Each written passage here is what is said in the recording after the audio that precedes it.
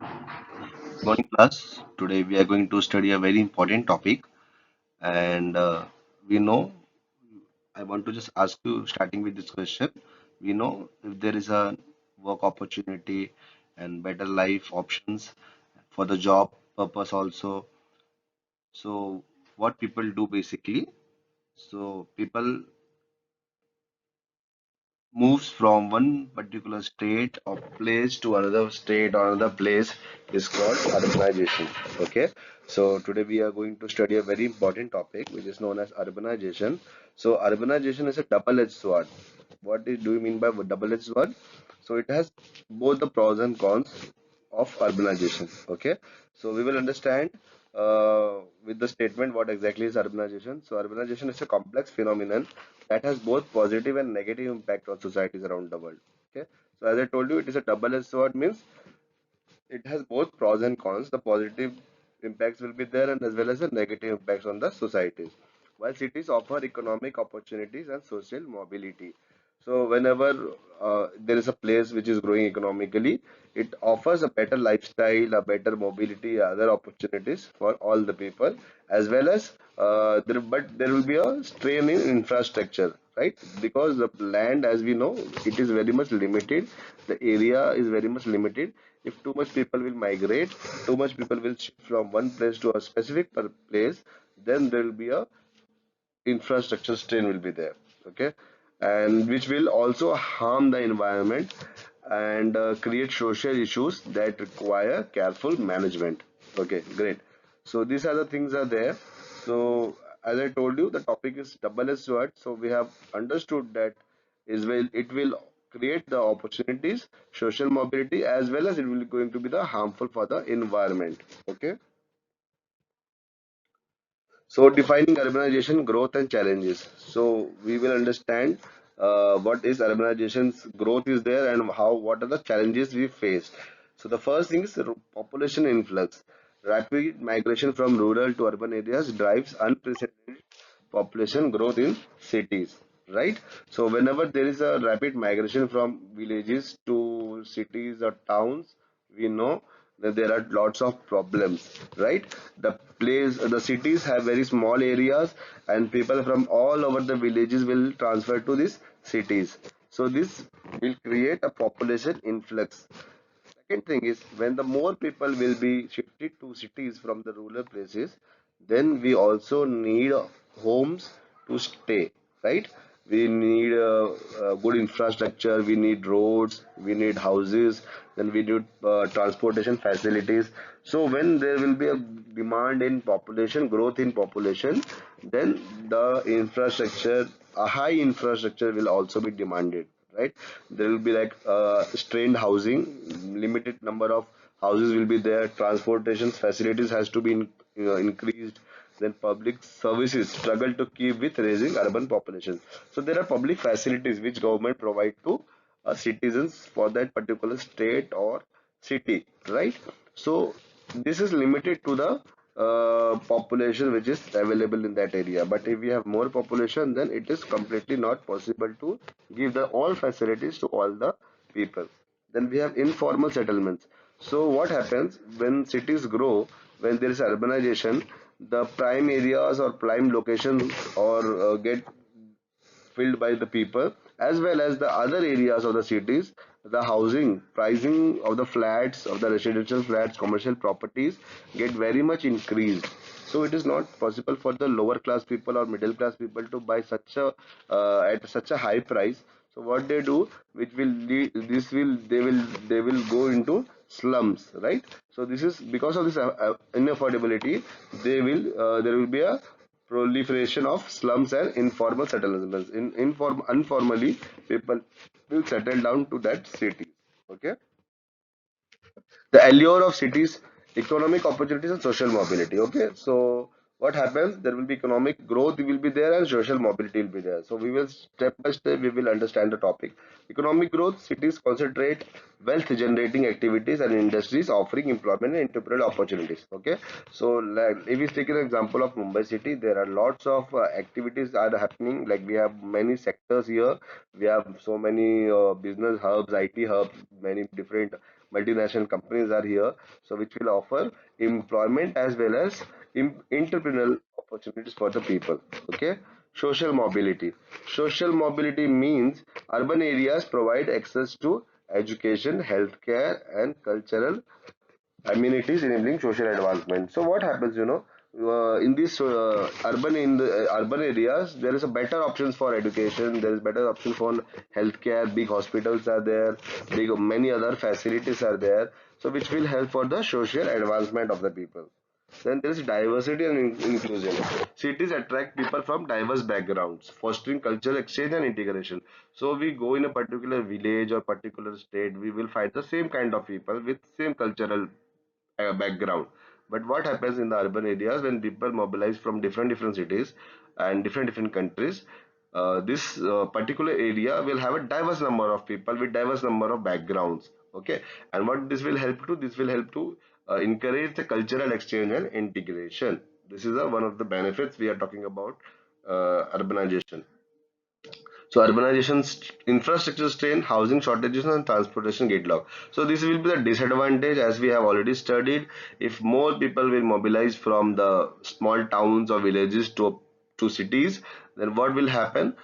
This will create an more of people will be there and land will be limited, because of which housing crisis will be there, and the rapid number of growth which lead to which will help which will not allow the people from the lower middle class or middle class to buy these prices at very such a high rate.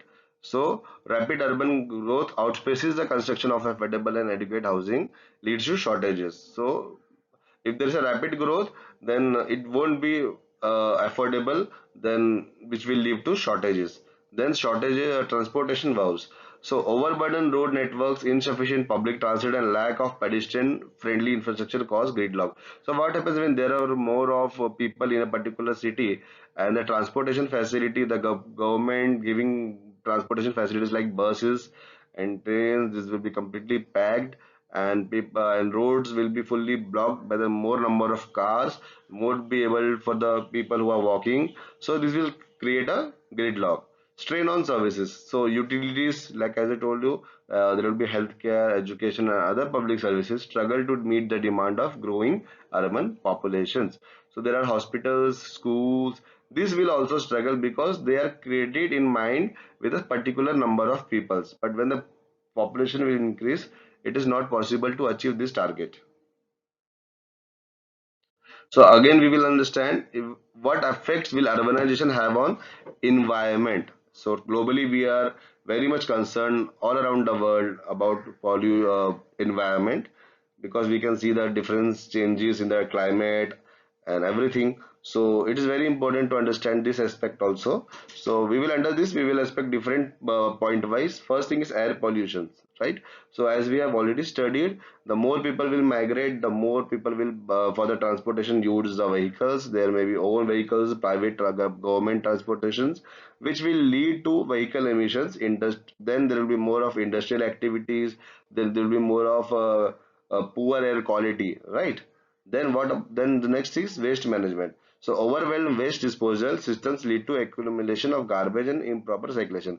When there will be, if there is not a proper systematic of garbage disposal, then there will be accumulation and improper recycling, which will be again causing a health hazardous for the people. Source resources depletion. High urban resource demands strain water, energy, and other natural resources, depleting supplies. As we have told you that resources and land, all the resources we have is limited. So, but the population continuously increasing when there will be more of migration from small villages to cities, then the resources will be demanding or using the consumption of that resources will be more, so which will lead to a problem. Then economic ecosystem disruption. Urbanization encroaches on natural habitats, disrupting local ecosystem and biodiversity. So, as we have already studied, when people migrate and the land is limited, people cannot afford the buildings at that price. So they start degrading the natural things which are available. Okay, and they what they will do, they will the areas which is already reserved for the forest areas, which is very much necessary for the environment, they will disrupt that, and which will lead to many other problems. Okay. The social issues are there like inequality, crime, public health concerns, income inequality. As more people will be uh, shifted, the concentration of wealth in cities often leads to marginalization of low income communities. Okay, crime and violence. Lack of economic opportunities, social support, and effective policing can contribute to higher crime rates. Okay, so when more of people will be there, there will be more of crimes, more of problems will be there, higher the crime rates will be there.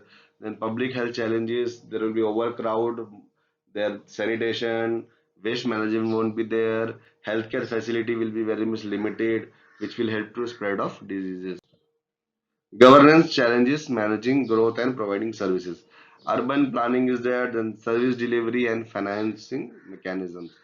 Okay, so what are the governance challenges to handle this kind of thing? Urban planning, coordinating land use, zoning, and infrastructure development to accommodate growth and reduce sprawl. Okay, so we know there are in the city also as well as in the villages there are zones like green zone, residential zone, industrial zone. So this is done by the government planning department. Then there is an infrastructure development also. Radio also has they have to plan according to accommodate the people. Service delivery, ensuring the equitable provision of public services such as healthcare. So it is governments or the governance has to take care of all these facilities which need to be provided to the people staying in a particular city. Financing mechanisms, developing sustainable funding sources to finance urban development and maintenance projects. So there should be a financing projects also they have to govern. So these all things are kept in mind before making any policies. Sustainable urban development. So we have to maintain a balance for the sustainable urban development. What are the points we have to follow? First is clean energy, transitioning to renewable energy resources to reduce carbon emissions and environmental impact. Okay, so we have the resources which are renewable, which can be regenerated, should be reduced, right? Like carbon emissions and environmental effect. Multimodal mobility, promoting a mix of public transit, walking, cycling to reduce reliance on private vehicles. So the more vehicles will be on road, the more will be of carbon emissions. So we should, as an individuals, as an responsible citizens, we should use use minimum private vehicles. We can use public mobility, walking and cycling, right? Sorry. So inclusive housing, developing affordable and accessible housing options to address the need of diverse communities. So there should be plans for affordable housing so that we can buy the housing. Okay, and green spaces, we should incorporate that, incorporating parks, gardens and other natural elements to enhance livability and sustainability. So as we are growing, we also should take care of the environment. We should plant more trees. We should the trees which are already there, we have to take care of them. We have to take care of the gardens for the continual sustainability of the environment. Okay, case study. So successful urban planning. Singapore transformation, we can see from a dense populated city to a global recognized model of sustainable urban development. We have a very good example of Singapore. Then we have a Portland's compact city, a focus on mixed use, transit oriented, developed and urban growth boundaries to curb sprawl. Okay, Mumbai's informal settlement, the growth of vast slums due to insufficient affordable housing and so these are the examples how people have different cities and countries have managed, and some have failed in some terms. So how it can be achieved in a proper way.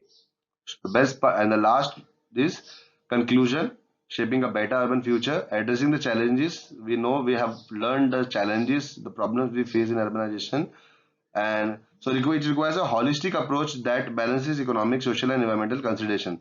By implementing sustainable urban planning, cities can become more viable, equitable, and resilient, paving the way for a better future of all.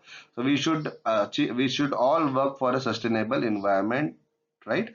Then only we would be able to achieve all these things, and a better urbanization will lead to a better life.